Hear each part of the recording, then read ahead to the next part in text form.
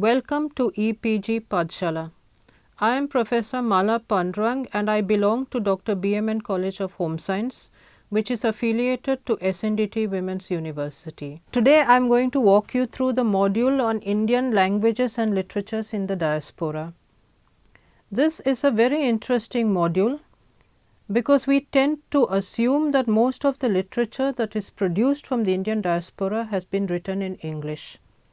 However, in this module we will examine literatures that have been produced in 4 languages: Bengali, Gujarati, Telugu and Hindi. Before we do so, we will examine the complexity of movement from out of the Indian subcontinent to different parts of the world. We will keep in mind that we cannot heterogenize the Indian diasporic experience. We will also examine the relationship between culture and language. We will look at literatures produced in these 4 languages, and we will also examine some very important writers who have contributed in these languages. This module will stress upon the complex and heterogeneous nature of the migrant populations, particularly in terms of their regional, linguistic, caste, economic and religious backgrounds. Along with this, what emerges is an understanding of the historical context for the presence of multiplicity of languages in the Indian diaspora, including Hindi, Bhojpuri, Tamil, Malayalam, Gujarati, Punjabi, Bengali and Telugu amongst others. Cultural production in English from the Indian diaspora cannot therefore be taken as representative of the complex gamut of experiences associated with the diasporic subject. In his essay titled The Dynamics of Language in Indian Diaspora, the case of Bhojpuri Hindi in Trinidad, N. Jayaram points out that the status of the languages which the different diaspora communities carried as part of their socio-cultural baggage is highly variable. He explains how in a location like Jamaica, Indian diasporics have lost their ancestral language, while on the other hand in locations like Mauritius, Fiji, Suriname, a local dialect of Bhojpuri is used in formal spheres and standard Hindi in religious and cultural domains. Social linguists have pointed out to how language will inevitably undergo changes over time and in contact with other dialects and cultures. On the other hand, there are attempts by contemporary communities to revive the use of ancestral language by adopting innovative teaching programs via direct teaching as well as the internet. While young children are taught linguistic as well as cultural and religious heritage through classes on weekends, young adults and adults use internet resources. The global outreach of Bollywood is also an important factor to be considered for the powerful role it plays in creating familiarity with Hindi as a language.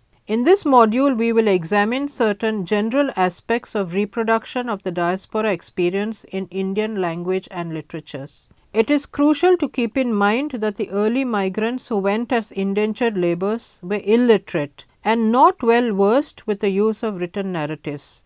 Their creative expressions were more within the oral tradition. More importantly, they used their mother tongue for communication and did not engage with the English language. Cultural production in terms of the literary text is therefore a relatively recent phenomena.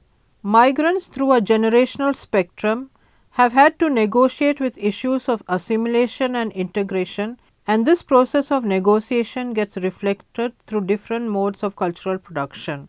Creative writing becomes a crucial source to understand the process of identity formation irrespective of the language that it is produced in. The themes found in first generation writing include narratives of displacement and survival, a longing for home and processes of cultural hybridization.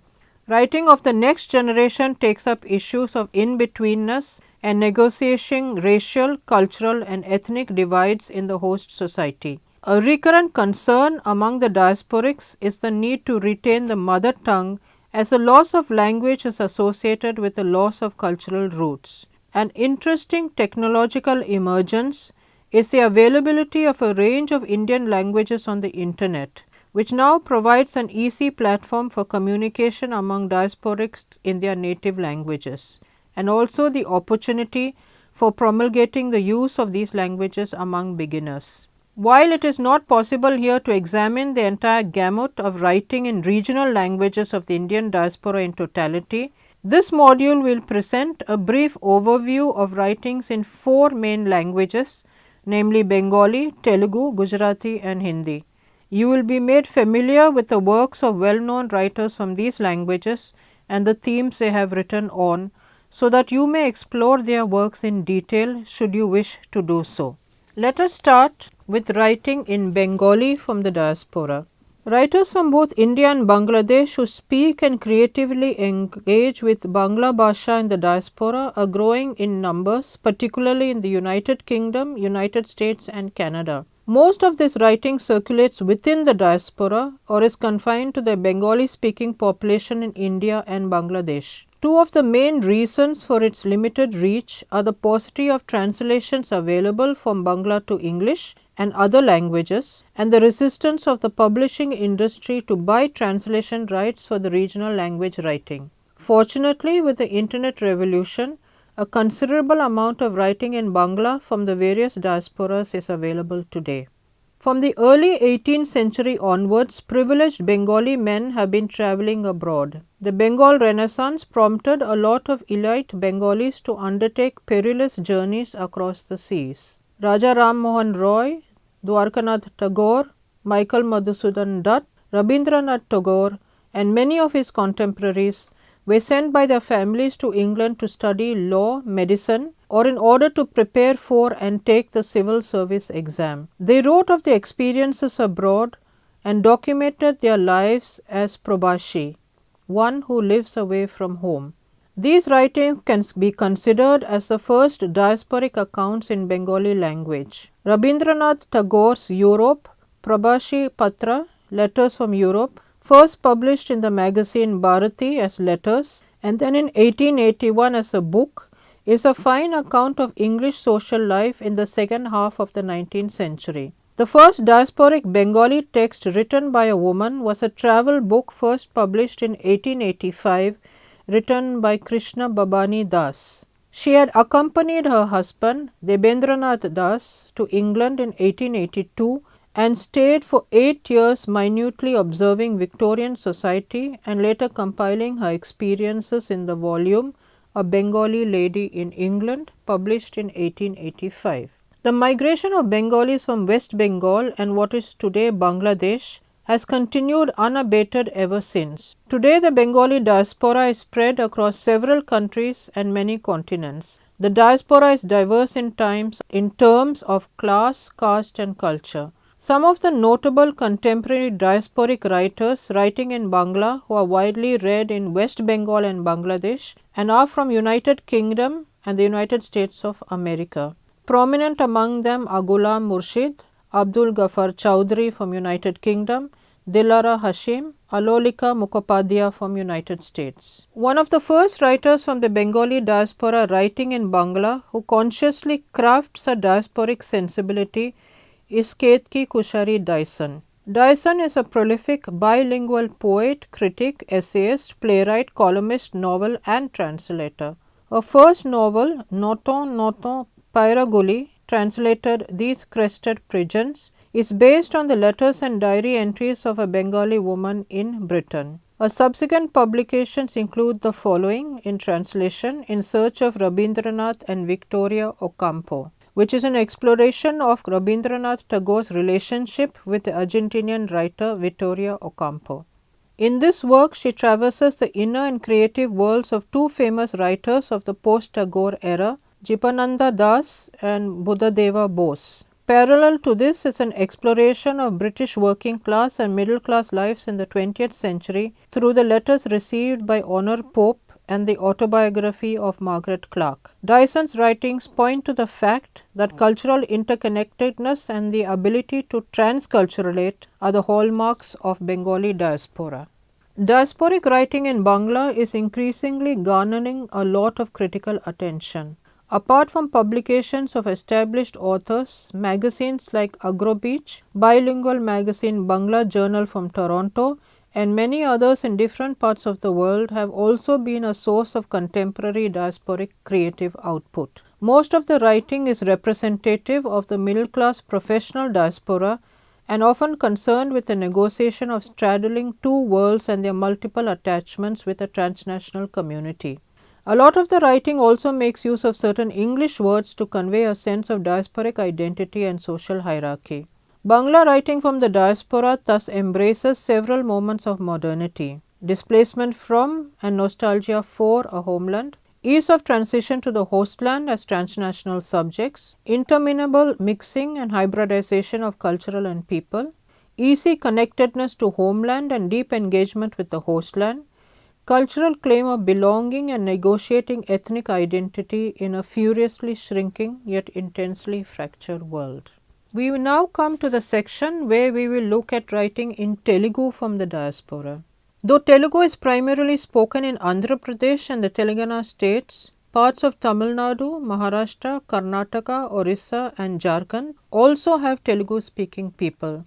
Thus, its widespread communities within the nation as well as outside the nation assert the language. Telugu migration overseas dates back to the pre-colonial indentured labor and continues with the post-colonial professional workers, with large numbers participating in the IT diaspora. For generations, the Telugus have been migrating to different parts of the world such as Burma, Malaysia, Fiji, Mauritius, South Africa, Indonesia, England and United States. Members of the Telugu diaspora gather frequently to organize events that help them to promote their culture, language and more importantly provide a platform for the second generation to understand their roots. They have non-voluntary associations like American Telugu Association, Telugu Association of North America, New Zealand Telugu Association, etc. These associations try to provide the Telugu diaspora with support and to promote the feeling of togetherness. These organizations help them to maintain an umbilical cord with the home they have left behind and communicate their experiences living away from it. The first generation immigrants were not conscious of what it is to be a diaspora and therefore faced the dilemma of assimilation. They made a very minimal attempt to preserve the experiences of history in the form of literature, and hence their experiences are found very rarely, as we do today, on personal intellect blogs or on particular websites like rachabandha.com.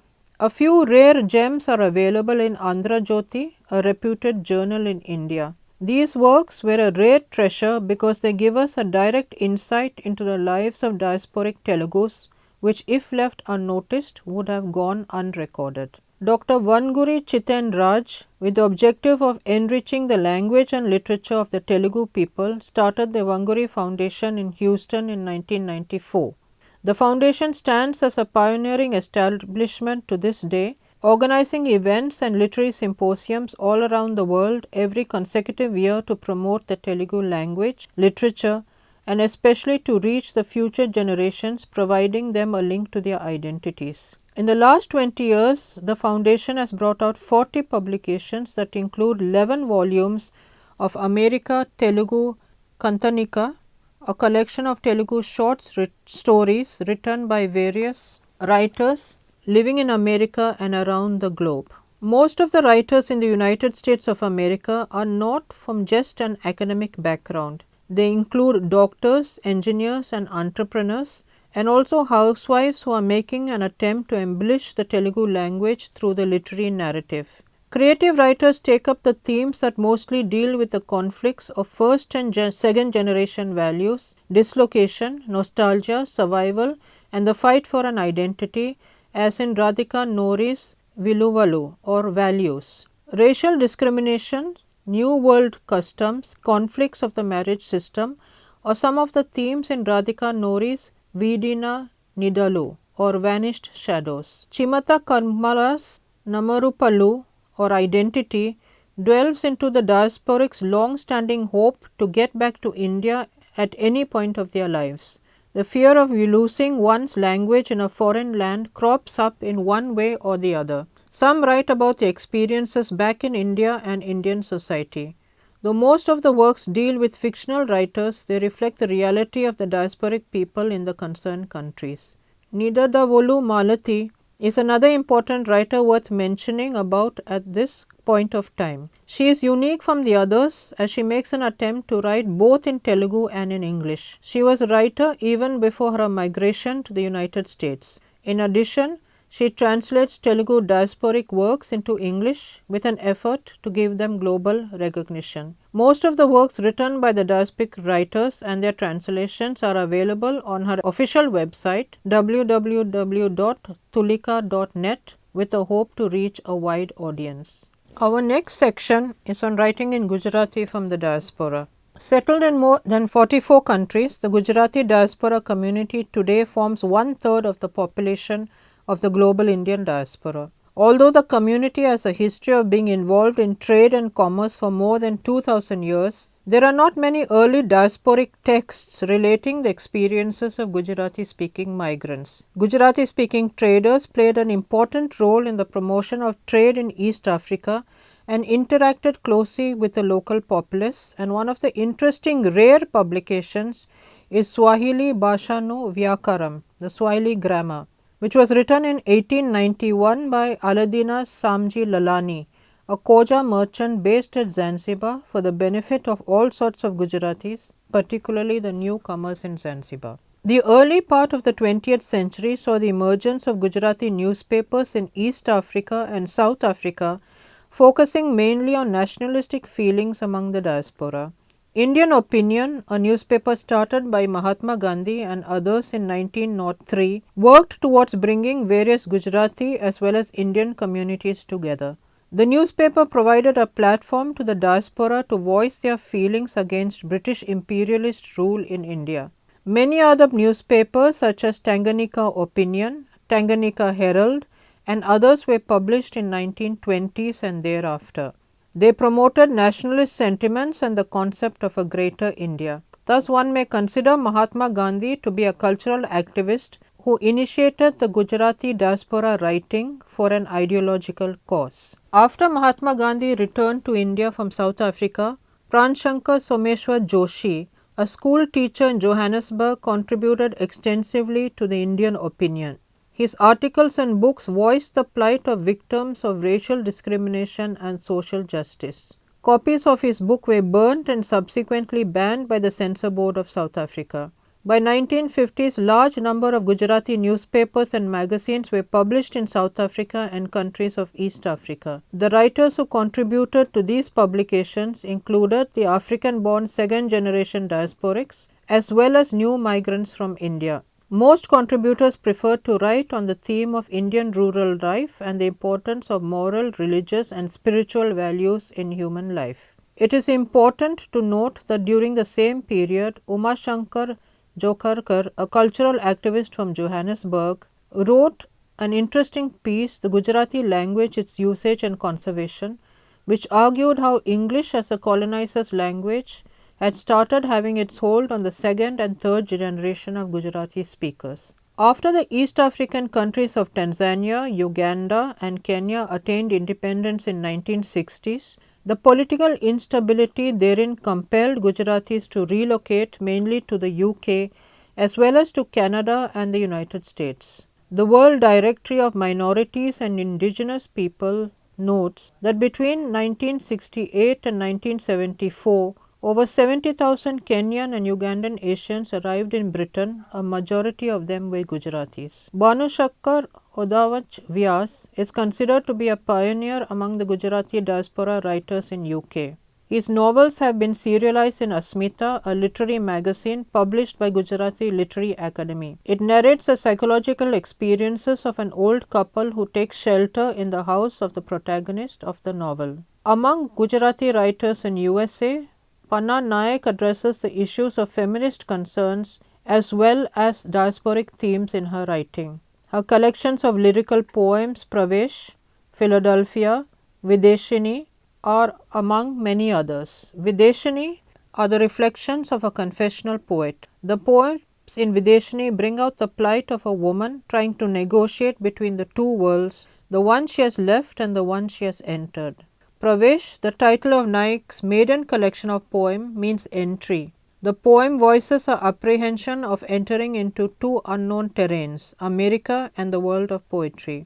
The verbal images in some of the poems in this collection are suggestive of the sexual longing of a woman alone at home while her husband is away at work, a theme hitherto unexplored by Gujarati women writers in the 1980s. It is a matter of great concern for the diasporic community that increasingly younger members of the diaspora today prefer to speak and write in English rather than communicate in Gujarati. The Gujarati language, like other Indian regional languages, is losing currency among the current generation of diasporics. In order to promote the language, institutions like Gujarati Literary Academy in UK have been actively involved in preparing course material and textbooks. The Academy also has been publishing Asmita, a literary journal for more than 3 decades. Opinion, an online journal by Vipul Kalyani and Bhadra Vadgama from UK, as a special section on the diaspora. The Ratilal Chandera Foundation has created a website named Gujarati Lexicon, which provides an online digital dictionary for the Gujarati community. In the final section in this module, we will examine the importance accorded to Hindi as a language in different locations of the Indian diaspora. As mentioned in the introduction to this module, indentured labourers from Bihar and eastern Uttar Pradesh migrated to Mauritius, Trinidad, Tobago, Fiji, Suriname and Guyana, among other countries. As a large number of the labourers spoke and understood only Bhojpuri, this became an important link language. However, in due course of time, the dialect became highly localized and different from the dialect of Bhojpuri spoken in India. Jairam describes how in Trinidad the process of koinization or levelling of different dialects took place, such that in due time a new variant of Bhojpuri was evolved as a reasonably homogeneous lingua franca on the sugar plantations. This variant was referred to as plantation Hindustani. A similar process must have no doubt been replicated in other locations such as Mauritius and Fiji. This was mainly a lingua franca used for communicating among members of the community. Hindi, on the other hand, was promoted by missionaries, and the administration encouraged schools to start offering instruction in standard Hindi. Let us look at different locations where Hindi was spoken. First, Mauritius. Indentured labourers brought Hindi with its various dialects to Mauritius in the 19th century. On 5th March 1909, Manilal Doctor started publishing a Hindi magazine named Hindustani. The establishment of the Arya Samaj in 1910 boosted instruction in Hindi. Soon more than 150 branches of evening schools, middle schools, a college and an orphanage named Gaya Singh were opened. In 1960, Hindi Pracharani Sabha was established to spread Hindi in Mauritius. In 1949, the government of Mauritius requested the government of India to send qualified Hindi teachers to design a proper syllabus of instruction. One such educator was Professor Ram Prakash, who was deputed to promote the instruction of Indian languages like Hindi, Marathi, Tamil, Telugu and Urdu in teachers training colleges. In 1956, he prepared a new Hindi book series, Naveen Hindi Pustak Mala, for classes 1 to 6 with the help of a few senior Hindi teachers. These books were taught for the next 20 years and laid a solid foundation for learning Hindi language and literature. Then from 1974, Hindi was introduced in secondary schools and colleges also. Hindi was used throughout the diaspora in the form of various dialects like Bhojpuri, Awadhi and Maithili.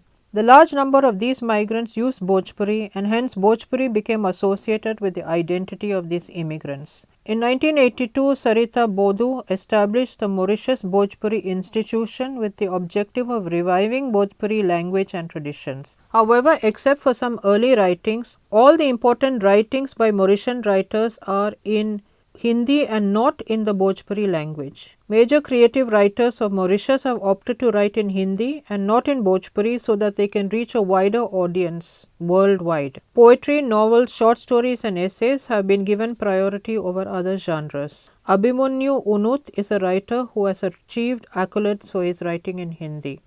Apart from being a medium of instruction, Hindi is widely used in Mauritius through the BBC Hindi Seva and other such radio services, Doordarshan, CRI, Hindi and Bhojpuri films, Hindi magazines and journals. In terms of creative literature, an important poet is Pandit Lakshmi Narayan Chaturvedi, Rasapunj, whose body of work was critical of social evils of his time. Other remarkable poets of Mauritius are Brajendranath Kumar Bhagat, Somdat Bakori, Dr. Chintamani, Abhimanyu Unath, Poojanand Nema, Suryadev Sivarat, etc. Initially, poetry focused on social evils and the need for social reform, but later themes came to include the struggle for Mauritius independence, promotion of Indian culture, and other such contemporary issues in daily public life.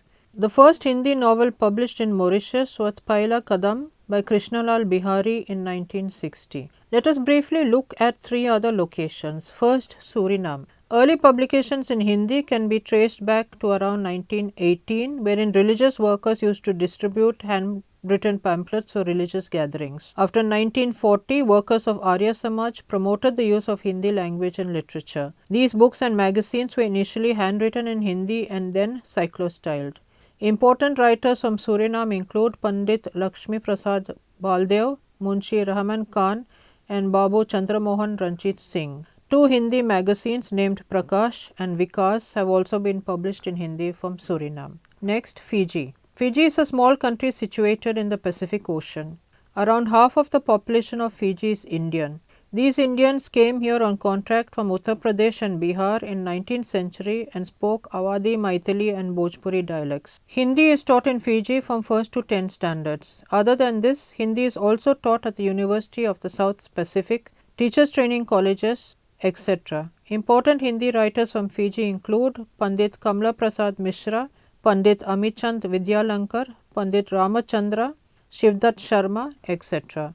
There are also several Hindi magazines that have been published from Fiji. United States. The United States has witnessed a boom in Indian migrants over the last 30 years. Several IT engineers and medical doctors migrated to the United States in large numbers. Understanding the needs of the growing population in the United States, most of the US universities have started Hindi teaching courses in universities and colleges. At present, Hindi is taught in more than 100 universities and colleges. Sudha Om Dingra also writes in many genres and publishes a Hindi magazine named Hindi Chetna. Anita Kapoor writes poems and is famous for her literary writings and Hindi journalism. Abhinav Shukla is another Hindi poet committed for spreading Hindi in America.